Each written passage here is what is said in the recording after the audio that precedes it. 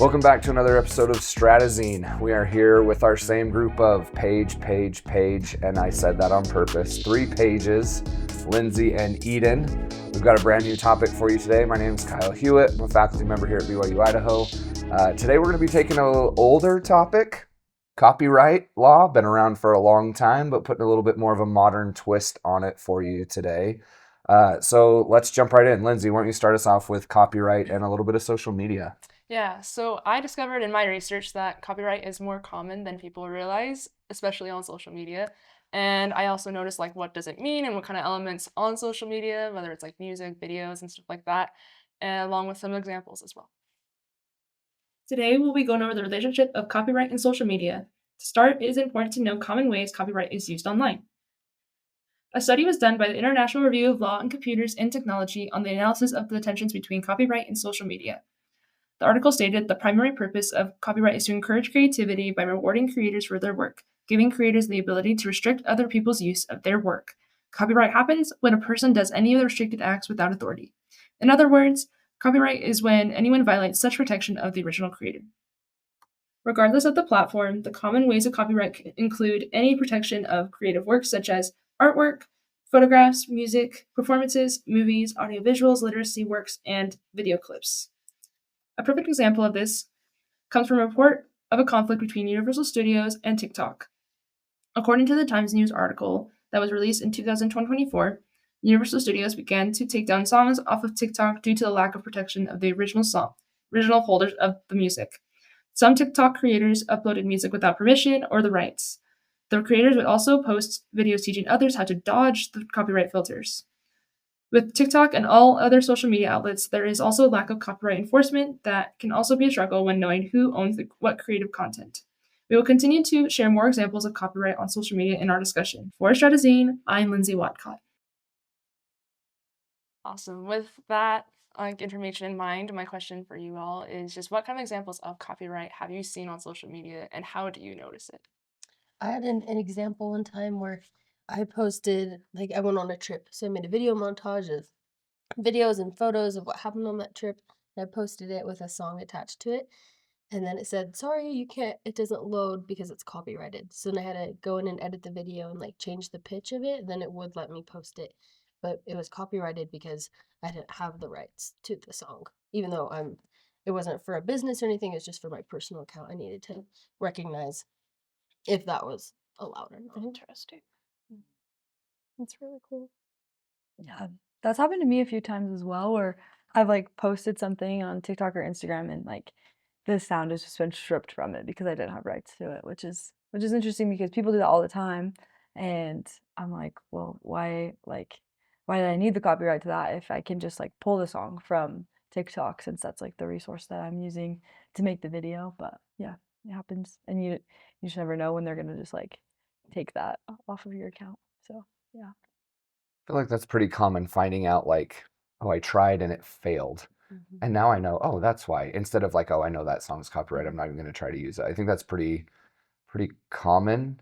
I think a lot of times when we think of the big copyright stuff, it's I'm not a lawyer. How was I supposed to know that, right? But there is kind of a good general guideline to know, at least to be aware of, if something were to happen and accidentally go through that shouldn't go through, and then you're not stuck hey, what's this letter from this company that says I'm being sued, right? And we'll actually get to that in a little bit. True. Yeah. All right. Thanks, Lindsay. So Eden, you've been doing a little bit of research into kind of intellectual property. And if you are going to use it and share it, what does that look like? Yeah. So I have been studying a lot about intellectual properties, which is pretty much the basics that you can copyright, images or designs that you create. When people create those, it's that is their domain, they own it. And what's really interesting is if a business wants to use that or have a agreement with them, they can come up with multiple different contracts. And so I studied 2 different contracts that go a little bit more into this. So we'll dive into the video and see where it takes us. If you want to avoid infringement, you must get permission before using an intellectual property, IP. Different agreements impact your access and rights. Let's dive into 2 distinct types of licenses, explain their differences, and show you how to obtain them. One way is an IP rights assignment. According to SACGov, this contract assigns, transfers, and conveys into a assignee. An assignee accepts the assignment by a signer of all of a signer's right, title, and interest. Basically, when this agreement is made, the person who came up with the IP gives up everything to the buyer and has nothing to do with it in the future. Another option is an IP license. The World Intellectual Property Organization explains that you can authorize someone else to use your IP while maintaining your ownership. A license provides the creator with opportunities to expand and create more partnerships. While making an assignment, you can create them yourself. The SMN Law Office recommends that you state what the IP is, what access a buyer will have, background checks, and that the assignment should be made known to USPTO or Copyright Office. With a license, it's very similar to the creation and details as an assignment, but with a slight change. It's important to add variables like the payment and the frequency of that payment. The American Intellectual Property Law Association says, keep in mind that the goal in entering a license agreement is for both parties to succeed and to continue to thrive in their respective business ventures, not for the parties to later sue each other, battling out in court. Knowing the difference between selling your IP with an assignment and just renting it out with a license is critical for your business. This is Eden Rowe signing off. Yes, so I talk fast in case you guys didn't notice, but kind of explaining it a little bit more. So basically, I studied two different ones. An assignment is just when you end up taking the entire thing. So like if I was working with you, Paige, and I wanted an assignment and you created an intellectual property, you would sign all the rights to me and then you would have nothing to do with it in the future. But if we ended up doing a license, it would be more 50-50. So like I have access, but there's still like reasons why I don't have access, you know? And so if you guys were creating a license, my question for the panel is if you were making a license and you went to reach out to someone who had the IP, what are some things that you would write in that license to make sure that both parties are happy?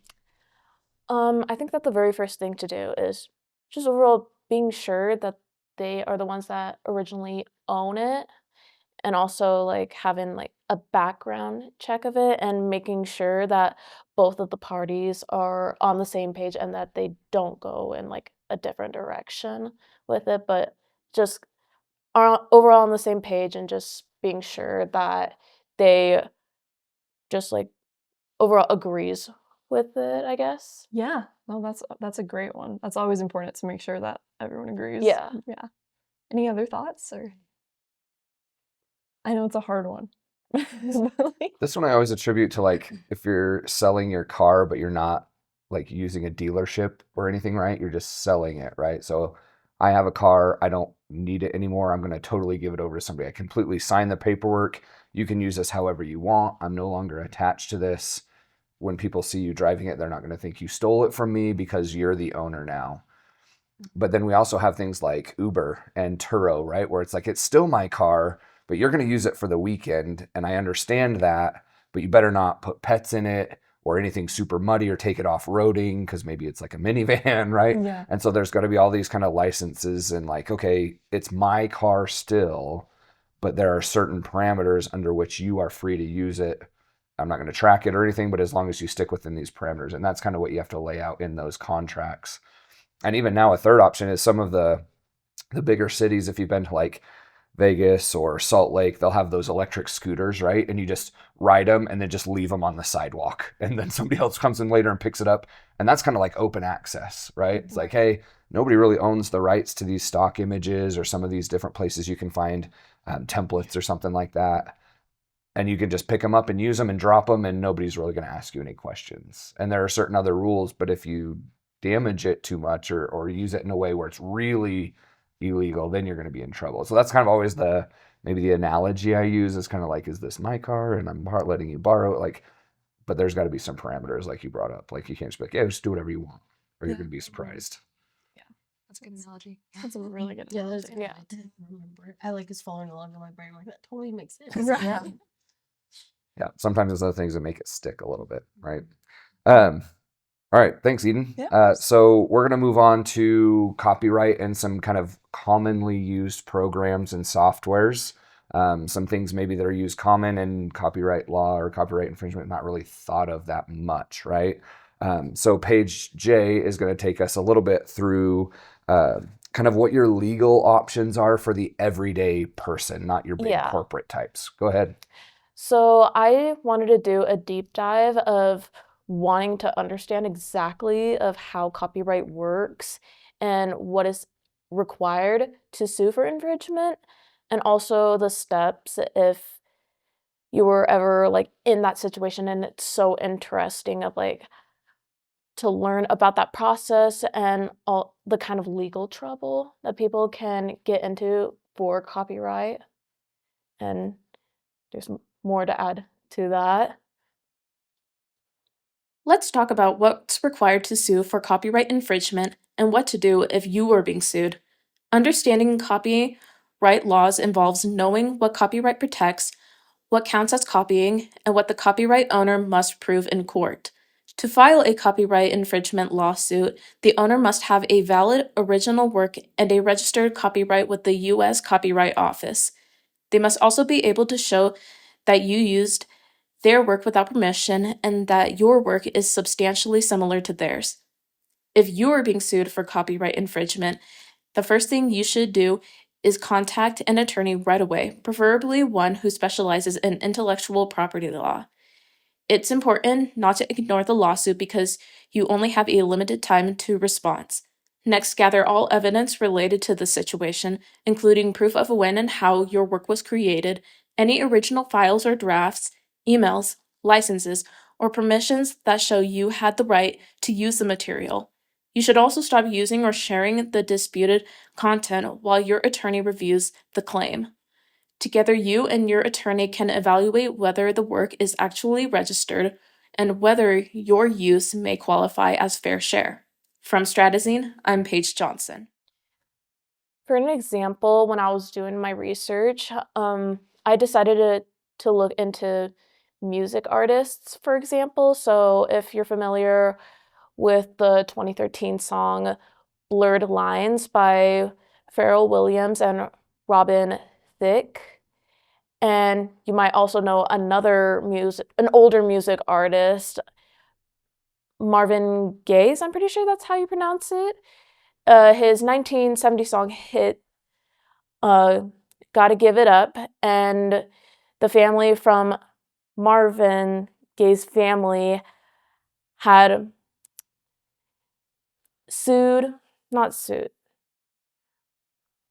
So sorry, but yeah, Pharrell Williams and Robin Thicke, their song were sued from the Gaye's family that was alleged for copying the style and the sound for Marvin Gaye's 1977 hit song, Gotta Give It Up. And the case became really famous because in music history, it was really focused on the similarity of the overall song. And in 2015, the court had ruled in favor of the Gaye's family, and the artists were ordered to pay more than $5 million, which was so crazy. So I guess for my question is how can creators draw inspiration from others while still ensuring that their content remains original? Mm. Question.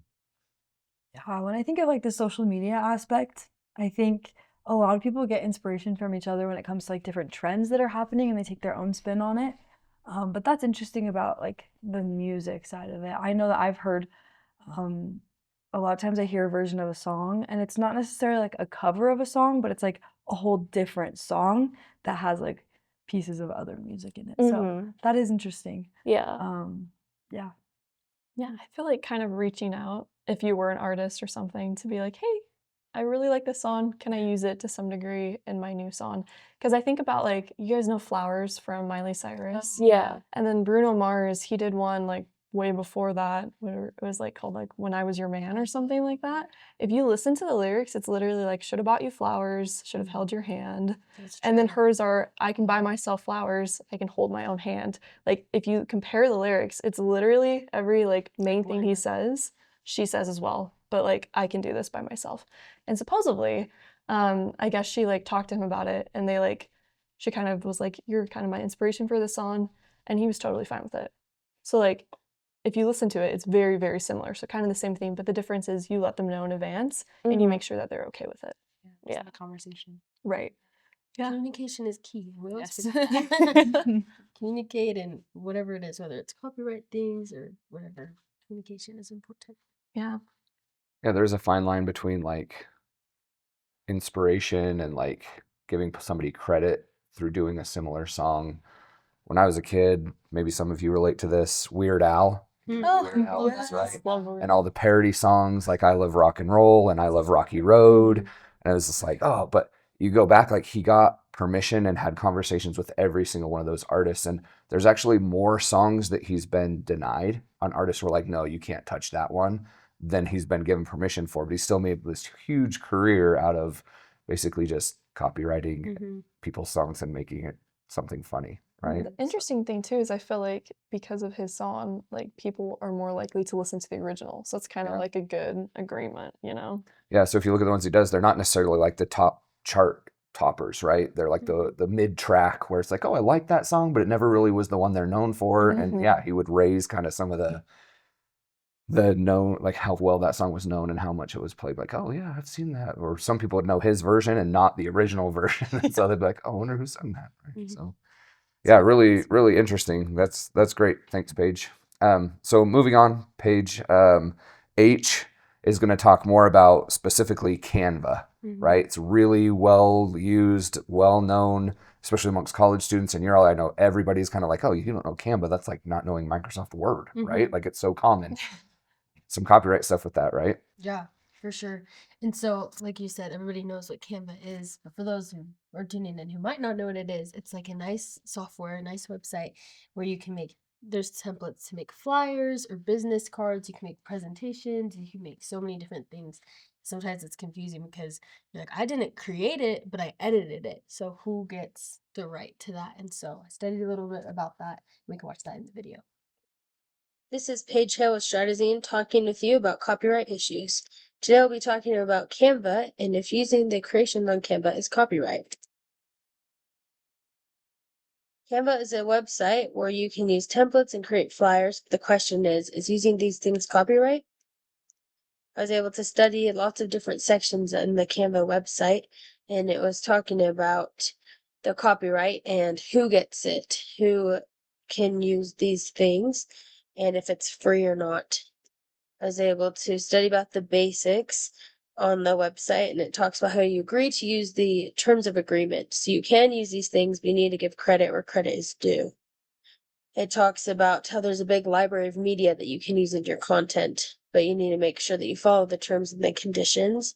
There was a influencer who shared that she used some stock photos on Pinterest, but when she used the Canva version and when she paid for the pro version instead of the free version, she got more traction on her account. And so she was saying that using the pro version is better to get more traction. But we need to give credit where credit is due on the Canva creator and learn more information. To follow along, go back to the podcast and learn more information.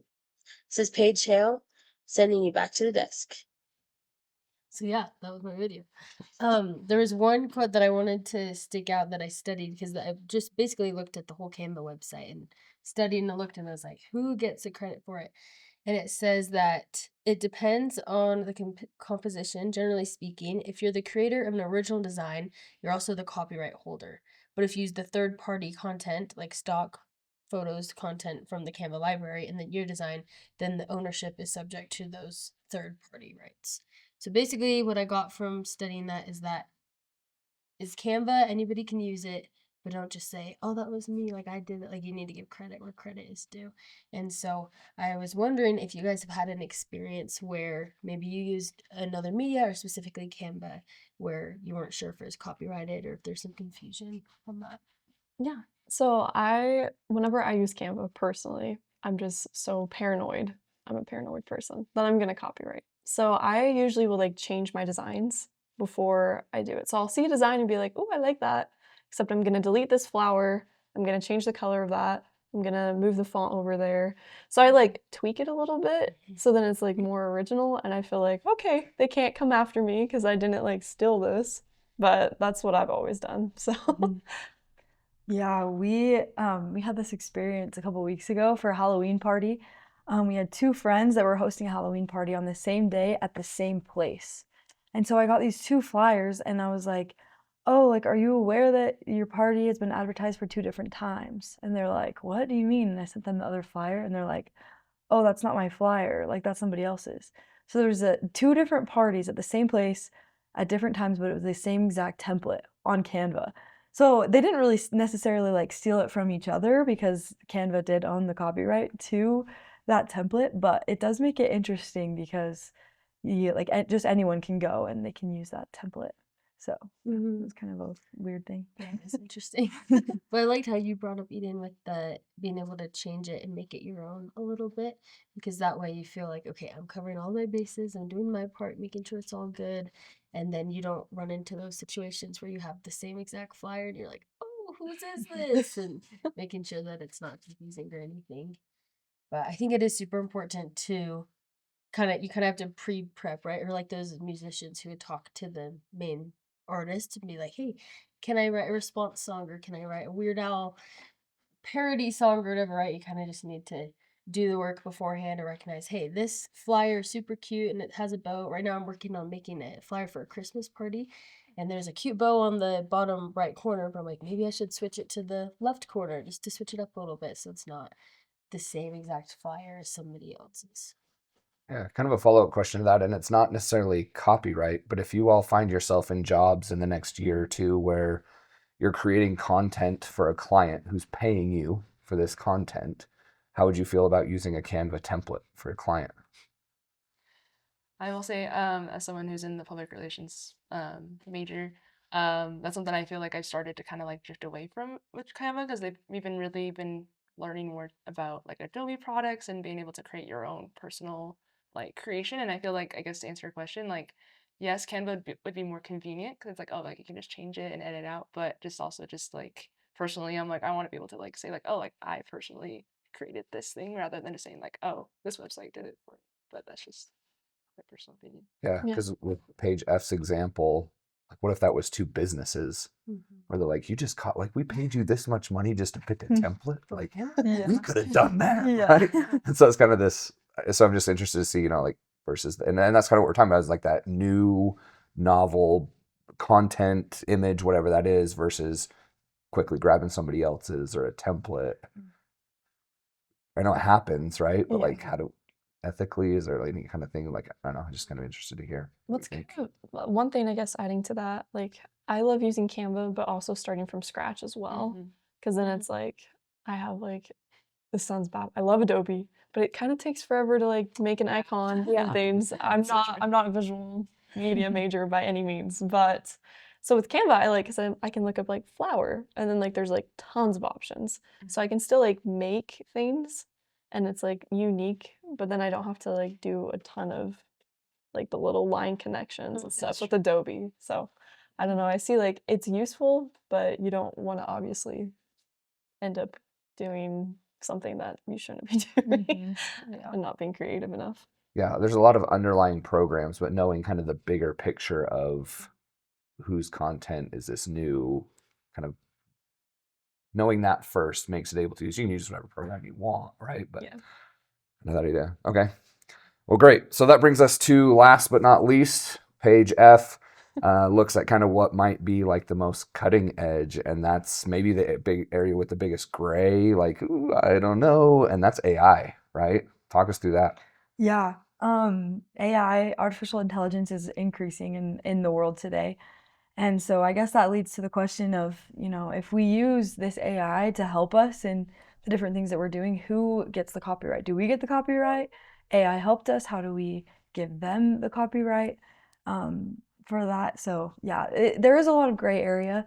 There's a lot of research that I did that came to somewhat of a conclusion. So I guess we can look into it and then discuss it. This is Paige Freston with Stratazine, and we are here to talk a little bit about, is AI tied to copyright? From the United States Copyright Office, it says, where AI merely assists an author in the creative process, its use does not change the copyrightability of the output.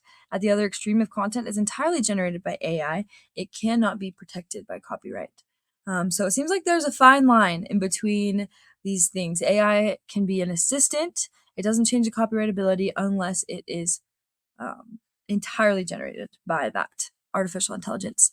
It also says, assuming that copyrightable works require a human author, or works created by humans with the assistance of generative AI might be entitled to copyright protection, depending on the nature of human involvement in the creative process. So our involvement in the content that we create is really important. And so there's this 30% rule of thumb that the Coco coders put out. And it says the 30% AI rule is a simple guideline designed to help students and adults use AI responsibly. It means that when you are creating something, whether it's an essay, a project, or a piece of code, no more than about 30% of the work should come directly from AI tools. Speaking more on these tools and this tool that we have is of artificial intelligence, the Houston Law Review says, as a non-human entity, AI cannot hold the copyright. The author of AI artwork is the end user who sets the AI's art existence into motion. But again, it is a fine line and a balance because we need to make sure that we are not using all of the things that AI gives us and using that as all of our content that we make as social media creators. And so we can jump in a little bit more into that. Here's some more resources on this topic if you guys want to look into it a little bit more. Awesome. Yeah. So this artificial intelligence, it can be a tool, but it also can be something that people take advantage of when we're trying to come up with this different content. And so that 30% rule, again, it's just a rule of thumb. It's not like anything that's super set in stone. But I thought that was so interesting of like, we need to make sure that at least like only 30% of it is coming from AI and the rest of it is our own work. So I guess my question is, how can we use this artificial intelligence as more of a tool to aid us in our content creation rather than a toy, something that we abuse and rely on a lot for that content creation? I feel like this kind of ties in a little bit more with like what we were just saying about Canva, and no shade to Canva, I wasn't trying to say that earlier, but just to answer your question, like it's kind of a tool that you're trying to help you create something. And I feel like for me personally, like I've used AI to like help me brainstorm things because like sometimes I'm like my brain is dead and I'm like I have no idea what's going on. And so it's just like it's a good helpful tool to like restart or to get started on certain projects. And then if I like get stuck, I can like go and say like, am I doing great? But then also having that like back in my head and the knowledge like, okay, like AI is not perfect. It's not gonna like know exactly what I know, but just like giving me options rather than starting with nothing. Yeah. I like that. And I think if we like rely solely on artificial intelligence to do everything for us, then what's stopping the artificial intelligence from taking our jobs? Like why do we even need to be doing what we're doing if artificial intelligence can do that for us? I think it's interesting. I think AI has probably the biggest potential to disrupt kind of in the field we're all in, right? Where it's content, which it could be writing, it could be visual, right? It could be even audio. And if we have the ability just to ask the computer, doesn't matter which one you're using, but you ask like, hey, I need this, we're going to get to the point where whatever that spits back, we don't have the ability to check it. Because if we're not good writers to start with, and I asked ChatGPT, I don't know if what it gave me is good writing. Most of the time it's not, right? But the same thing with visual. If I don't have visual proficiency, I could ask it to make me an image and I'm just like, oh, perfect, great. And I just put it out there and then the quality of everything starts to lower, right? And I'll be honest, I use AI a lot. Like I use AI to make like custom bedtime stories for my littler kids and they love it. And all I have to do at the end, so I just type in like, hey, give me a 5-minute video or 5-minute story that is this, right? And my daughter's like, she has this little character we've created called Benny the Bigfoot. I probably have like 100 stories on my phone about like Benny learning to share and Benny getting sick at school and what did she do? And like my wife's like, you should like publish a children's series. And I'll be honest, I'm like, because of copyright, I'm not even touching that. Like, I'm not even gonna go there because I don't even know how that works and I'm not interested in learning it. So I'm just gonna have this school book series on my phone for my 5-year-old daughter. And I think some of that AI is just like, I don't know. Like, we don't even know how many jobs. Like, we know Amazon and all these places are cutting jobs, but we really don't know, like, what's the effect of this gonna be? So I think in Calm, like, and you all kind of hit on it, like, we're gonna train professionals that can vet AI instead of just be dependent on it. And I think that's a much different view of AI. Yeah. Yeah, totally agree. So- Balance in all things. For sure. I think if there's one takeaway from all of the topics we've talked about today, it's like this is going to continue to change, right? Oh, yeah. There's going to be a next whatever Canva is in 5 years. There's going to be a next AI something, but copyright is going to be something that's going to be super beneficial to kind of know as you navigate all of these different programs and all of these different scenarios. This is not going away anytime soon. Super, super relevant. So great job. I think it was a good discussion today, bringing up some of these points. Hopefully you learned a thing or two. If you're interested, hop back on, watch some other episodes of Stratazine. But for the trio of Pages, Lindsay and Eden, I'm Brother Hewitt. Thanks for watching us. Check us out on YouTube.